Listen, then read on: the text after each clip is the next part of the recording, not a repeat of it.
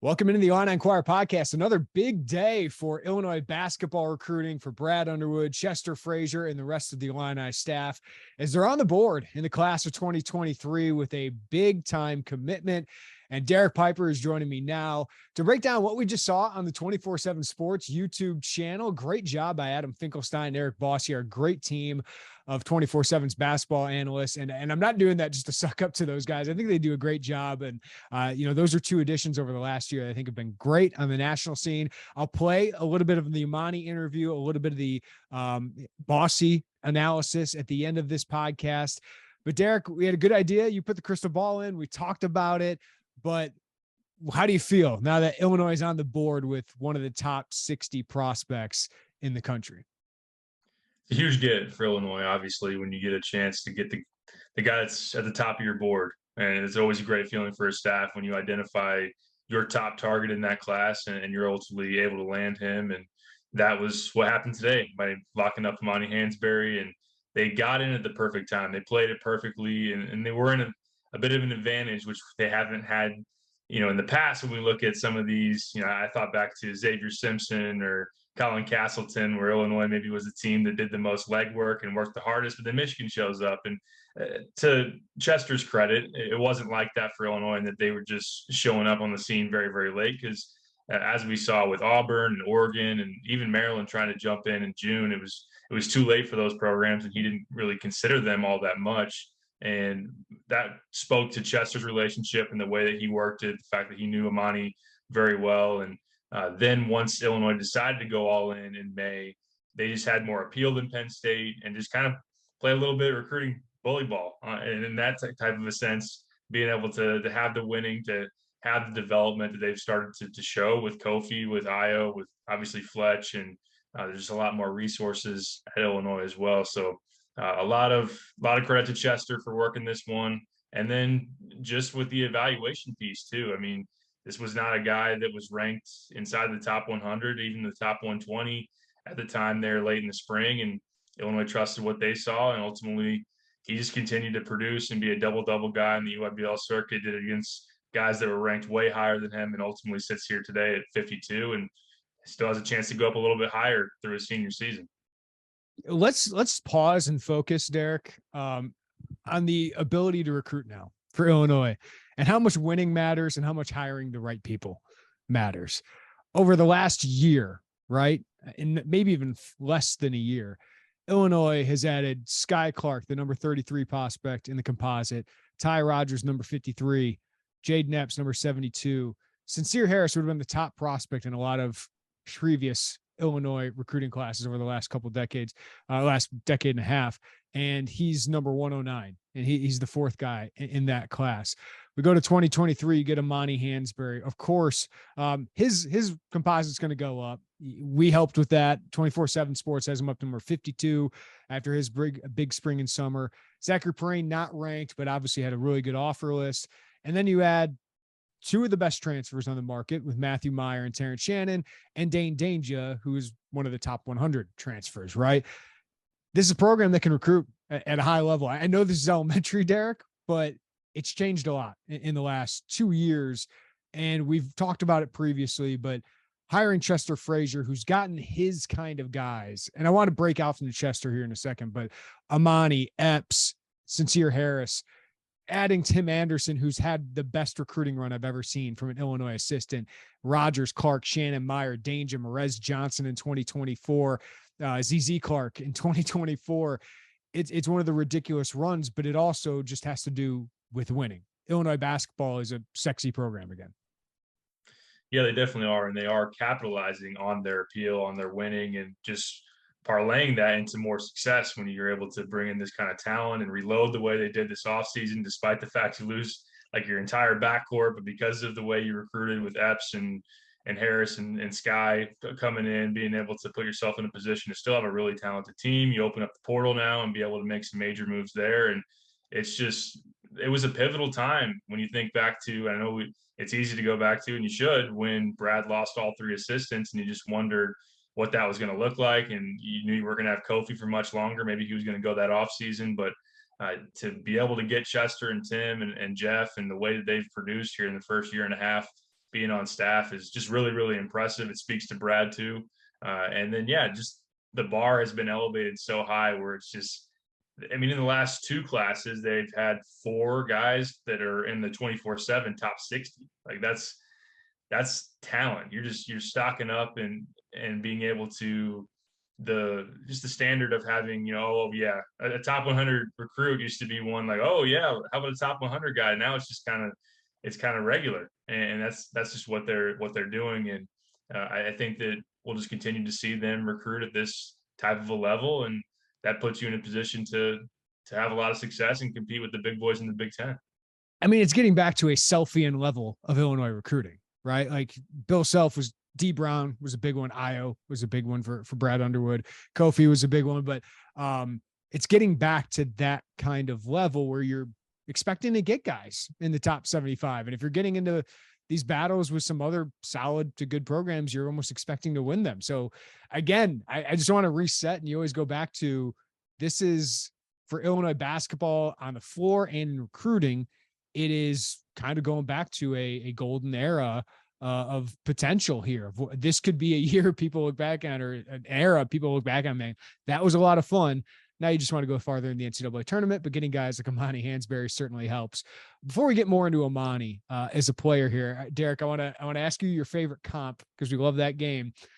Chester Frazier, what's he bring to the recruiting trail? I'm sensing a type from him. Jaden Epps kind of got that dog in him. Amani Hansberry kind of got that dog in him. Sincere Harris kind of got that dog in him. He seems to be recruiting Chester Frazier kind of mentalities in very talented boxes. Chester is a good player, but he seems to be doing that. But also, what do you think the impact of him being able to recruit to his alma mater is?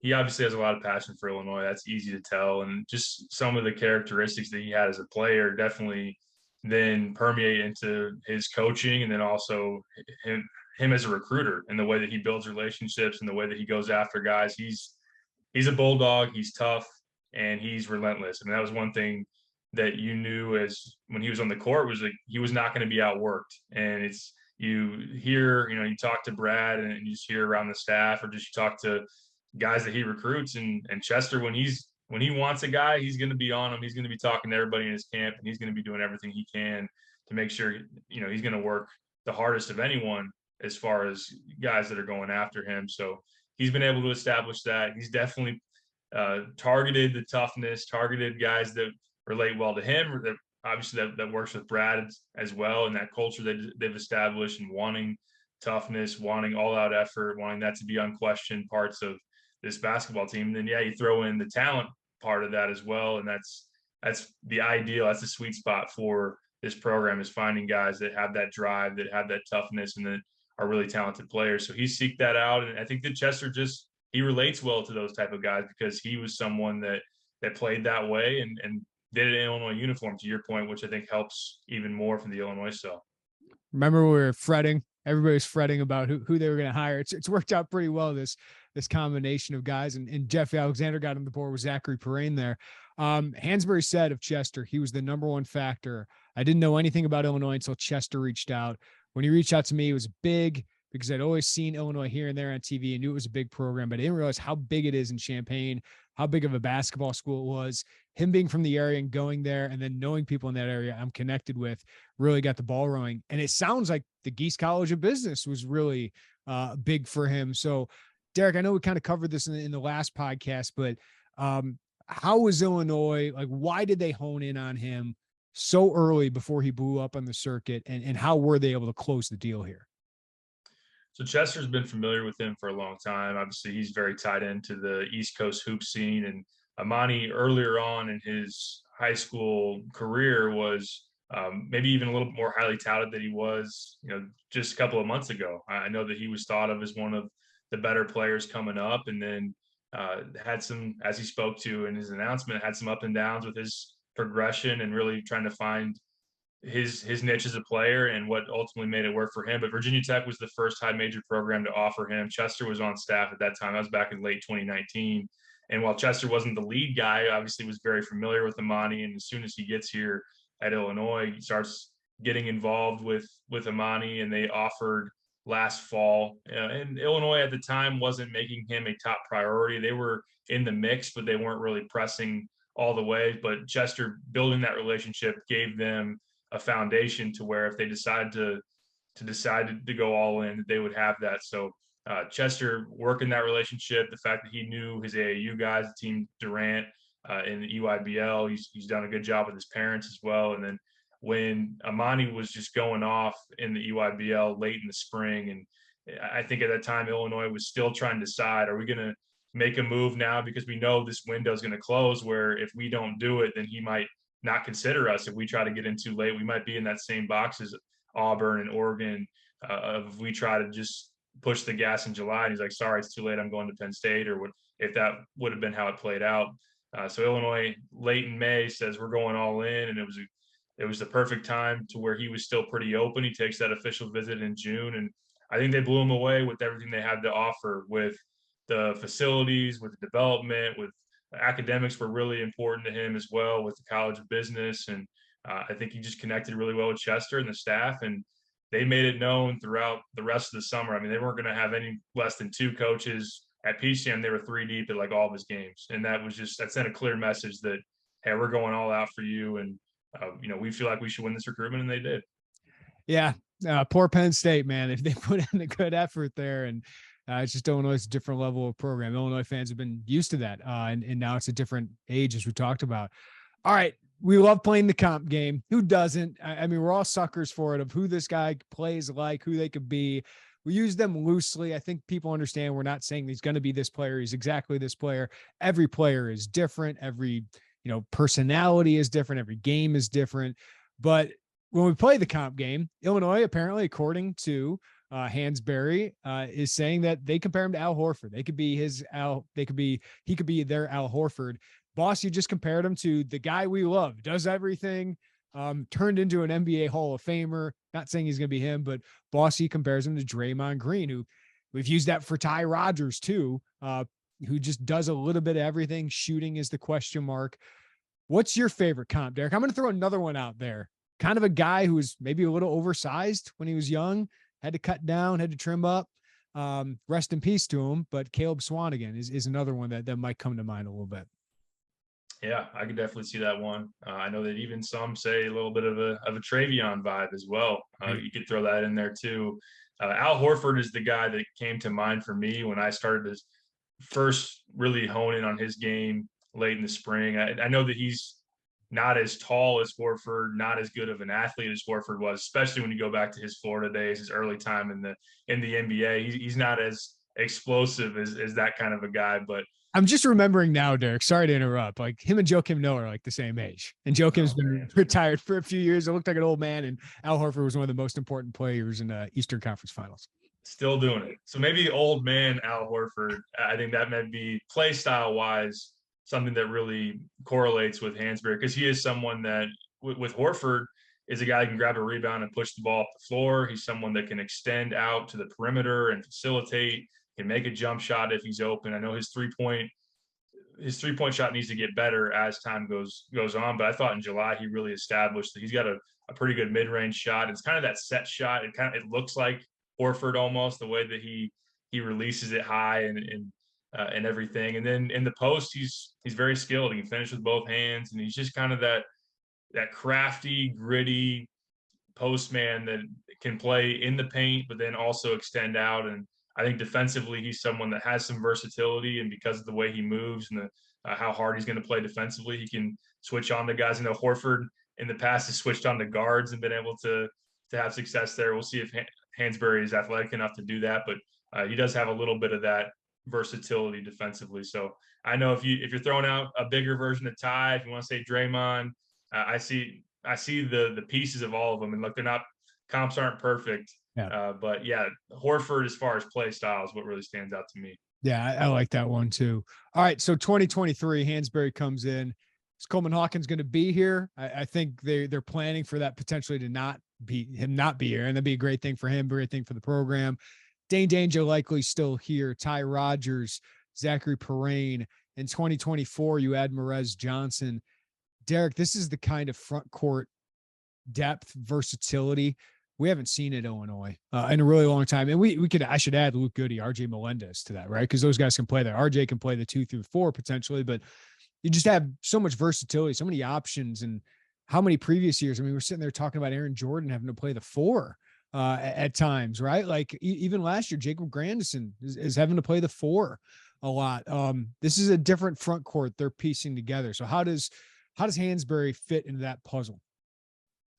I think that he's probably mostly going to be in that small ball 5 type of range. He could play the 4 a little bit, but I know that if you're thinking big picture, they really like the way that he fits with Merez, because Merez is that really explosive athlete. I mean, those two together could really, really hit the glass and rebound well. And Hansberry can, with the way that he passes, if his jump shot continues to get better, he's someone that could, you play a little bit of that high-low action, you throw Merez down posting up on a 4-man, and Hansberry's going to feed him, and just kind of got that skill of Hansberry, and then you got the explosiveness of Merez, and yeah, Zachary Perrine's another guy that is long and skilled, and I think that they complement each other pretty well, because Perrine's going to be a pretty big staple in that front court if he progresses into the type of player they think he can be, because he's got pretty good upside, and Hansberry again, just that physical, will do anything type of player to make plays. He's just very scrappy, and then you got some skill and length in Perrine, and Dane has a number of years left of eligibility as well, so he'll be in that mix. We'll see what it'll look like with James Brown, because you're still gonna push the gas there and try to get James Brown, the borderline 5-star big man. You know, he's high 4-star now, going after with Duke and North Carolina, but yeah, even if you don't get James, you put yourself in a position to have a lot of depth, a lot of talent. I think early on, because Coleman Hawkins on NBA draft boards right now, on the mock draft for ESPN, if he leaves, there's going to be decent opportunity for Amani to get on the floor as a freshman. And I think with the way his body is, and the different things he brings to the table and the way he defends, he probably would get that opportunity if he comes in year 1. Just a lot of length, Derek. There's a lot, like Coleman. It's probably a 7-foot wingspan, right? We've heard of Dange's 7'5" or something like that. Ty Rodgers has a huge wingspan. RJ does. Sincere Harris, right, has a huge wingspan for a guy his size. And now you had somebody like Hansberry, who's huge and really long. And it's just a different style of play. Like, is this the Baylor thing he's envisioning? Is this Brad Underwood turning into Baylor here? Is that what we're doing?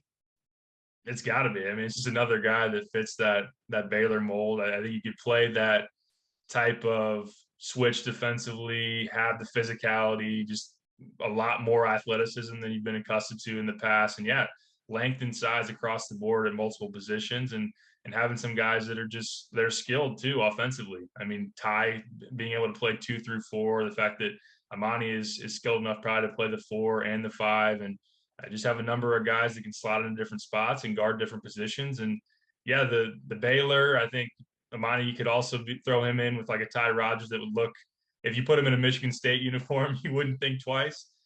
So following along those lines now is becoming more and more clear. And I think Illinois has really established that for sure. Illinois on the board, officially number 50 class right now in the class of 2023.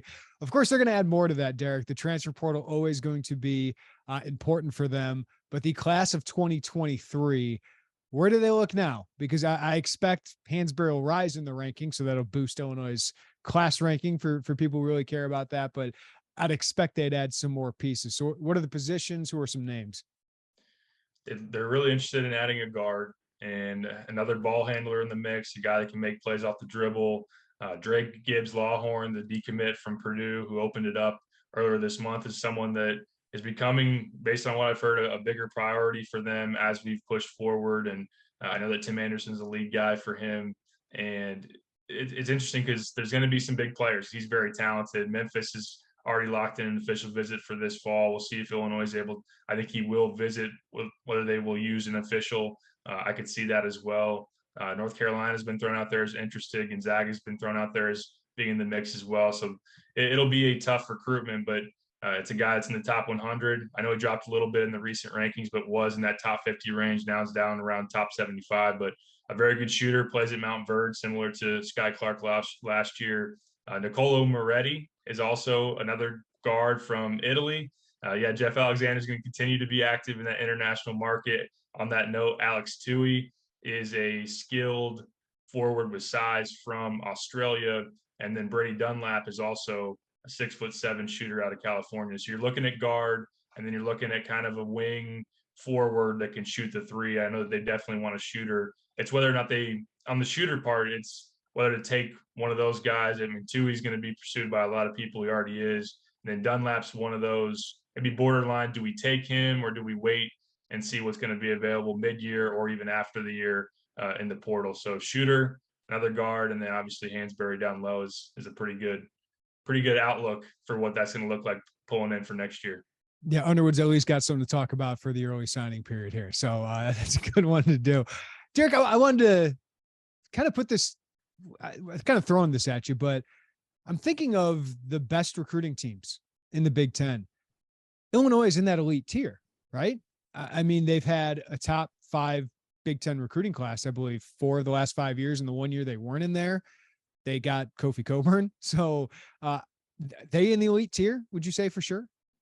Yeah, I think they are. I think they've established that. Michigan, obviously, is, as far as the recruiting rankings go, they're always there. The last 3 years, it seems they've had a top 10 class every year. Jawan's really had a lot of appeal there with being able to connect to kids, and just, I mean, Michigan is a very sexy brand. It has been for a long time.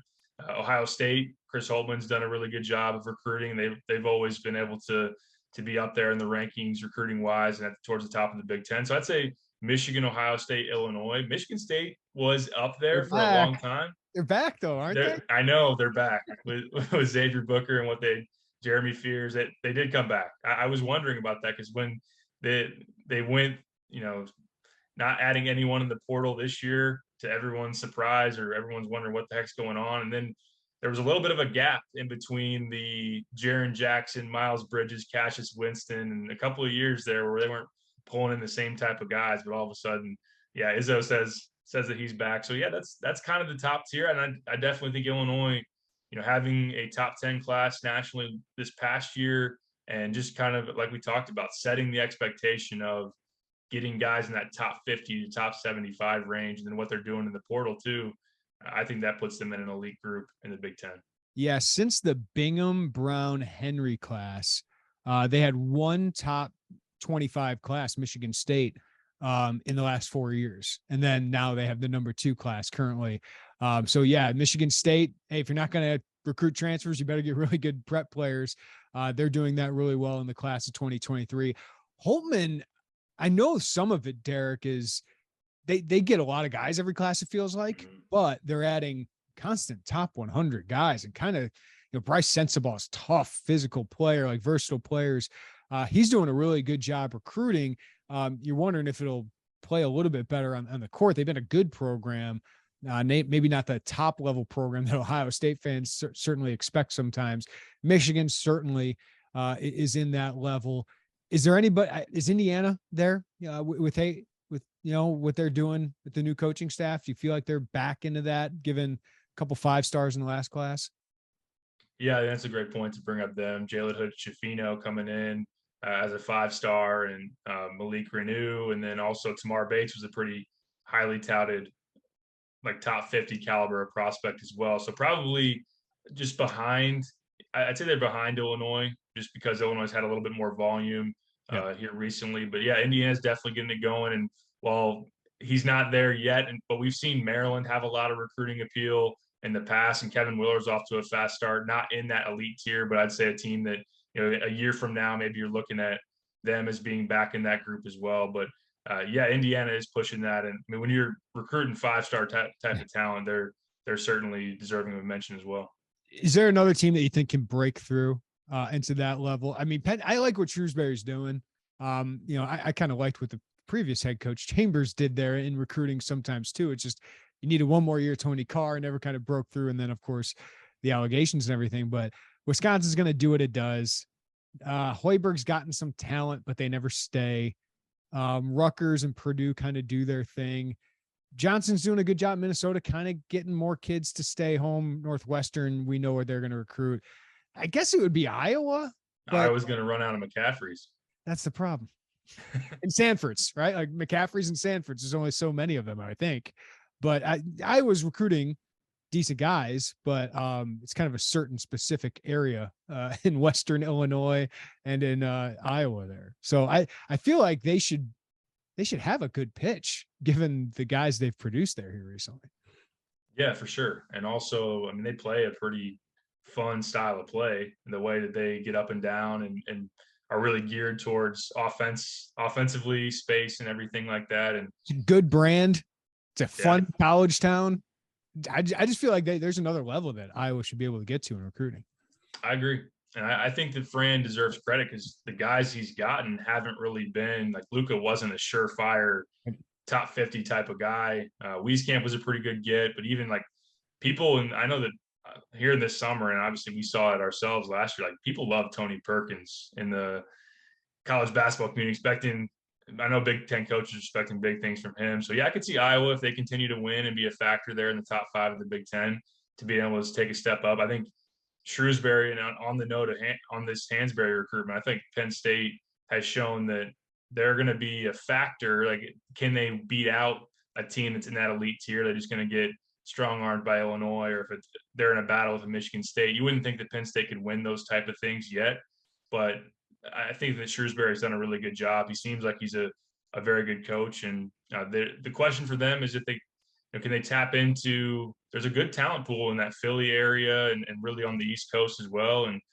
they have a decent class because even missing on Hansberry, they got a top 100 forward last week as well. So I like what he's doing, but obviously it's going to be tough to be an elite recruiting team at Penn State.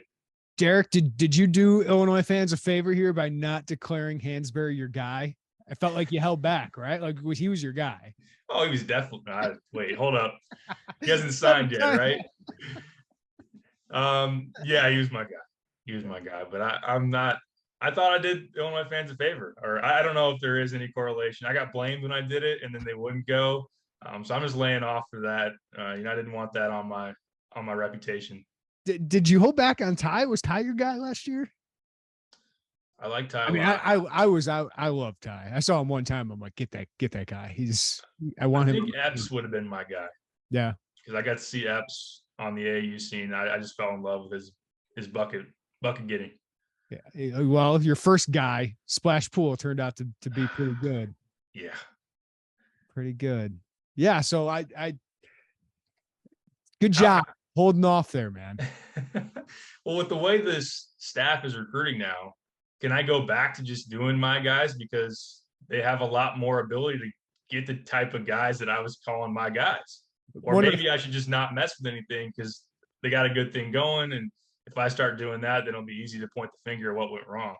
So Isaac Trotter and Jake Hassan are on one of my text threads, and sometimes I'll text like, hey, put on MLB Network. This guy is doing something in the 6th inning, blah, blah, blah. And I'm like, I always have my Billy Bob Thornton from Friday Night Lights gif ready. Ain't no curses. So anybody that believes in that, there ain't no curses. Piper is not strong enough to have curses on your guys. It's just Illinois wasn't good enough at recruiting. Now they are. So you can not worry about that, Derek. I think you should go back to going with your guy. Let's bring it back. Yeah. Should we do a poll? If we did a poll, how many would say yes, go back to going with your guy? 10%, 15%? Maybe. And nothing over 15% for sure. I'm going to start researching 2024, 2025. I need to get some my guy candidates to go, and we're going to bring it back. We'll see. I don't think people will like it, but we got to do it. Well, if there's a guy in the class of 2040, make it Cade Piper. Saw a picture of him recently. That's a 99th percentile guy. It is. That's my guy. That's my guy for sure. 4 months old today. So, man, he's getting big. It's crazy that it's already been 4 months, and it goes fast, but it's the days are long, the years are short. Somebody told me that, and it turns out to be very, very true at the end of the day. It's a new challenge, but most of it is really, really cool. So I've definitely learned that. All right, Derek Piper, get back to Baby Cade, man. We appreciate the time as always and the insight. Yep, always fun, man.